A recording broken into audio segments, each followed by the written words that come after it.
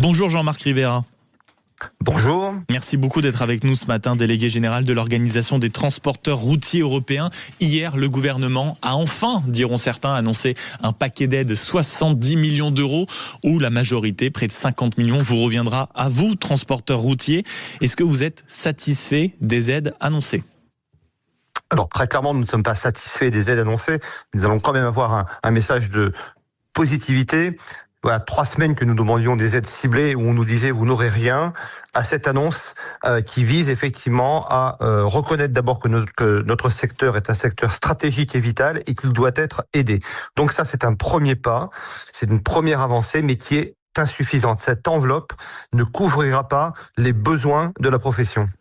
Mais alors, comment vous expliquez dans un premier temps, avant de vous expliquer pourquoi vous n'êtes pas réellement satisfait dans le détail, qu'est-ce qui fait que tout d'un coup, le gouvernement, selon vous, est passé de « nous ne donnerons rien » à « on va peut-être mettre un peu la main à la poche ». Qu'est-ce qui a changé tout d'un coup la donne, selon vous ? La pression que vous avez mise ?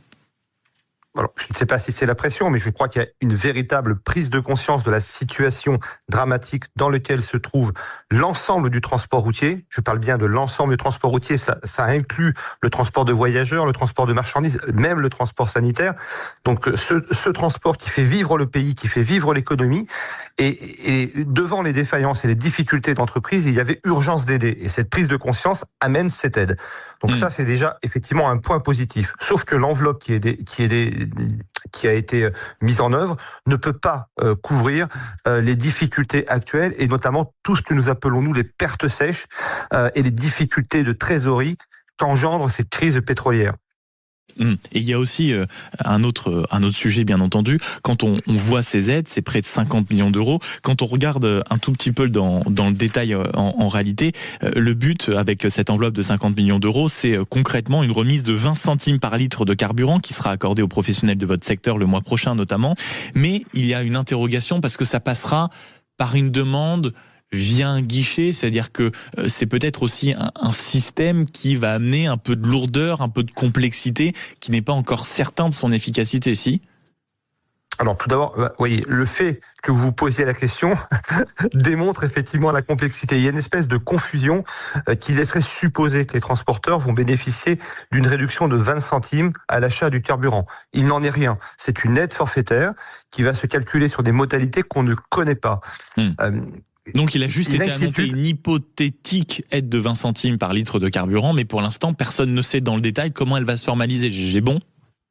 Absolument, on ne connaît pas les modalités, nous devons y travailler. Mais ce qui est plus inquiétant, si on fait un comparatif à l'aide forfaitaire qui avait été versée au secteur en 2022, c'était une enveloppe de 400 millions qui devait couvrir l'ensemble du champ du transport. Avec une enveloppe de 50 millions, vous voyez bien qu'on va à peine couvrir le 8e de ces entreprises-là. Et c'est ce point-là qui nous interpelle dans la mesure où, si vous lisez bien le communiqué de presse, on parle de cibler cette aide sur des entreprises qui démontreront être en grande difficulté en lien avec la crise pétrolière. Et donc, comment on va déterminer cette notion de grande difficulté ? Je pense que là, on est parti sur une usine à gaz. Et puis, beaucoup d'entreprises nous disent, mais pourquoi mon voisin et pas moi ? Quel va être le seuil ? Est-ce qu'on va pas créer de la distorsion de concurrence ?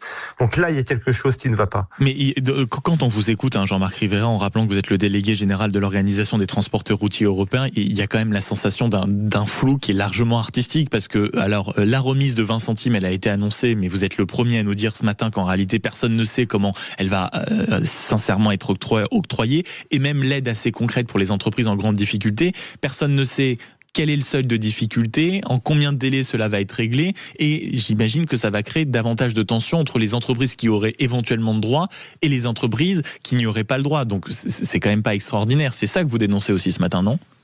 C'est tout à fait ce qui est dénoncé, ce qui inquiète. Et puis, je ne peux que faire un comparatif, pour moi, sur 2 situations identiques.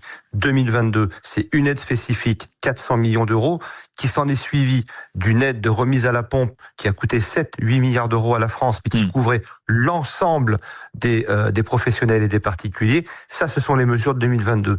On arrive aujourd'hui dans un contexte qui est pour nous similaire et peut-être même encore plus grave pour nos entreprises, parce qu'on est dans un contexte économique difficile pour nos entreprises, avec une enveloppe de 50 millions. Donc le compte n'y est pas. Très clairement, pour nous, le compte n'y est pas. Une dernière question, Jean-Marc Rivera, et après je vous laisse, je sais que votre journée est chargée. Quelles sont concrètement, les aides que vous demandez désormais à l'État? Et est-ce que ça veut dire, quand on vous entend ce matin, que la satisfaction ne donne pas l'impression d'être particulièrement au rendez-vous, est-ce que ça veut dire que les spéculations de grève des transporteurs routiers qu'on a entendues ces dernières heures et ces derniers jours est toujours pour vous sur le devant de la table? Oui, aujourd'hui, vous avez des mouvements déjà sur Clermont-Ferrand, sur Lyon. Bon, on est dans une expression de colère des professionnels. Donc, il n'y a pas une volonté, et je le dis très clairement à vos auditeurs, il n'y a pas une volonté des transporteurs de bloquer l'économie. Ce n'est pas du tout leur volonté. Mais par contre, ils veulent exprimer leur colère publiquement. Ils veulent le faire savoir, montrer leur détresse et montrer également tout le risque de casse sociale, de fermeture, de défaillance d'entreprises qui s'annoncent. On est un secteur, je rappelle, il y a eu plus de 5000 entreprises qui ont déposé le bilan sur les 2 dernières années du transport routier. C'est énorme. Cette crise va accélérer ces défaillances si le secteur n'est pas accompagné. Et si grève il y a, ou si manifestation des routiers il y a, ça sera quoi, la semaine prochaine, sur des grands axes routiers ? Non, vous avez déjà aujourd'hui des actions sur Lyon et sur Clermont-Ferrand. La prochaine action, c'est sur Paris, c'est lundi. Et puis toute la semaine, les professionnels on a laissé totalement libre cette expression. Ils peuvent exprimer leur mécontentement, leur colère de la façon qu'ils veulent, sauf bloquer l'économie. C'est un mot d'ordre très clairement qu'on a demandé de tenir à l'ensemble de nos adhérents. Merci beaucoup Jean-Marc Rivera, délégué général de l'Organisation des transporteurs routiers européens, d'avoir été avec nous ce matin. C'était notre sujet à la une. Suite aux annonces du gouvernement, 70 millions d'euros d'aide débloqués pour les pêcheurs, les agriculteurs et les transporteurs routiers. Donc vous avez entendu, blocage en cours actuellement dans certains coins de France, et à partir de lundi, Paris et dans d'autres coins. Nous suivrons naturellement cette mobilisation attentivement sur Sud Radio.